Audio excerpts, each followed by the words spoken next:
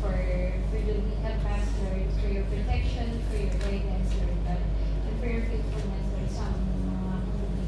Father, we thank you, Lord God, for all the blessings, Lord God. Thank you all for the challenges, Lord. Thank you for keeping us, Lord, by your side, close by your side, Lord God, na ikaw, Lord, nagpapabaya sa amin. Father, we thank you for today, dear God, and for this opportunity that we will come into your grace. We could worship you in spirit and in truth. You be with us, Lord God, and we pray also, my Lord, sa aming mga kapatid na pupunta kami sa direct will, oh God, and keep them safe, dear God. And we also pray for our family back home, oh God. We continue to bless them, protect them, oh God, and them, oh God. Lord, prepare our hearts and our minds to listen to their words, Master, oh God, and we ask for your forgiveness, Lord, sa aming mga kasalanan. That we would come into your throne of your grace, oh God, sa araw na ito. Kayo lang po yung aming bibigyan ng puri at makapokus kami, Lord, sa siyang salita. And sing our worship song, Oh, Hail the Power of Jesus.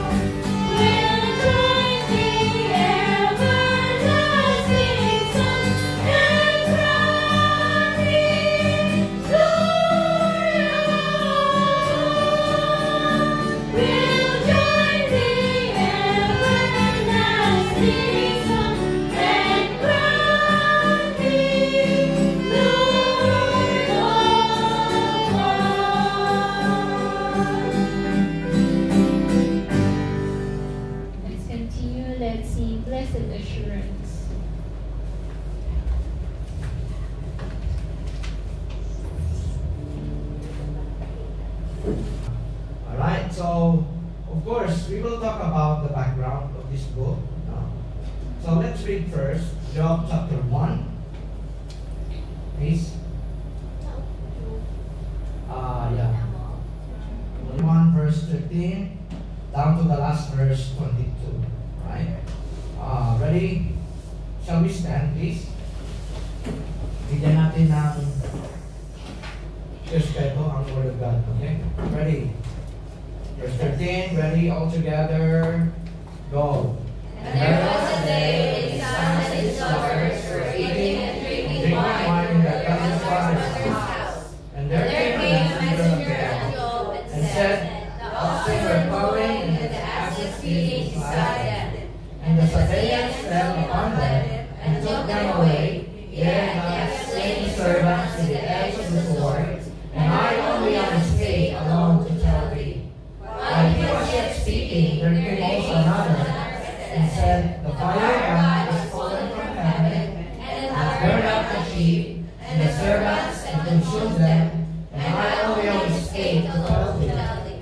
While he was yet speaking, there came another and said, the Chaldeans made out of 3 bands and fell upon the camels, and have carried them away. Yes, slain the servants to the edge of the sword, and I only escaped alone to tell thee. While he was yet speaking, there came also another and said, thy sons and thy daughters were eating and drinking wine in their eldest brother's house. And behold, there came a great wind of the wilderness and smote the 4 corners of the house, and it fell upon the young men, and they were dead, and only 6 days to tell thee. Verse 20. Then Job arose and rent his mantle, and shaved his head, and fell down upon the ground to worship. And naked came I out of my mother's womb, and naked shall I return thither. The Lord gave, and the Lord hath taken away. Blessed be the name of the Lord. In all this Job sinned not, nor charged God foolishly. May God bless the reading of His word. Father, we thank you, Lord, for the reading of thy word. I pray that you give us a ready heart to receive the spiritual blessings. Panginoon, nawa ay buksan mo ang aming mga pananaw na lahat-lahat ng bagay, masama man at mabuti, ay para sa aming ikabubuti. Lord, we thank you that thou art good and you have proven this in our lives. Thank you, Lord, for the faithfulness of your people to continue with this service. Nawa, Panginoon, ay bigyan mo kami ng pag-iisip na malinaw at ready na heart, clean heart, Lord God, that knowing, Lord God, that you are the author of wisdom and not of confusion. We thank you for the privilege of worshiping you together with these people. May your name be glorified in our midst. In Jesus' name. Amen. You may now take your seats. I will give this message a title, Passing the First Test. So, gaya na sinabi ko, si Job ay isang normal din na tao, kagaya natin, na sinubok din. But very importantly, we need to understand na in this case, sa kaso ni Job, nakita natin dito that there was a dialogue between God and Satan himself. Medyo exciting itong book of Job kasi nakikita ko na yung styles niya ba, iba-iba. Mayroong narrative, mayroong dialogue, mayroong monologue. So I just enjoy this time together with me as we learn about the book of Job. Okay?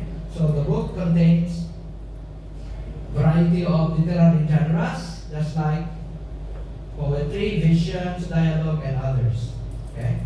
So from the beginning of the text, as a transition from verse 1, kung mayroon kayong mga Bible, please open your Bibles and we will read verses 1 of chapter 1 sa mga preliminary verses para makita natin kung anong klaseng tao, no? Hindi natin kung anong klaseng tao ito si Job. Okay? So, okay. Chapter 1, verse 1. There was a man in the land of Uz, whose name was Job, and that man was perfect. Okay? What do we mean by the word perfect?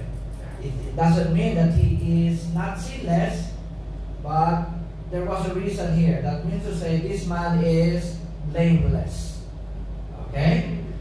Siya'y nabubuhay na naayon sa kagustuhan or sa will ng Panginoon.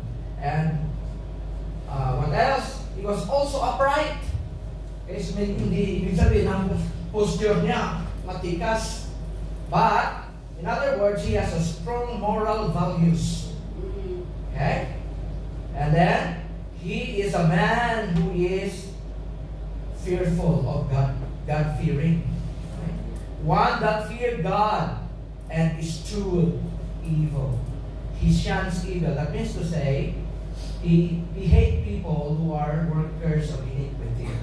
That's why he separated himself from those kind of activities. So, kung bakit nagiging, sabi dito sa following verses, makikita natin ang kanyang not only his personal character, but also his possessions. Okay? But more importantly, we will know what kind of family does Job has. Verse 2, and there were born unto him 7 sons and 3 daughters. So, 10 ang kanyang naging mga anak. Now, let's go to his possessions. Number 3, his substances also was 7,000 sheep. Wow. 7,000 sheep and 3,000 camels and 500 yoke of oxen and 500 she-asses and a very great household, so that this man was the greatest of all men of the east. So that's why naging tanyag siya na tao because of this. You know, he is, sinasalamin niya, he is the face of an ideal husband. If you would say that. Why? Because of his property. Diba? Sabi nga sa atin, yan yun talaga ang dream ng mga babae na makapag-asawa ng tao na mayroong 3 M's. M. Hindi matandang mayaman, madaling mamataya. Kaya actually, Job lived a life more than 200.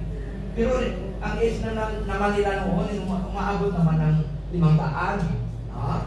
So in other words, because of his possession, siya naging ideal na maging asawang lalaki. Because, di ba, gusto natin na mayroon tayong husband na may money or may millions.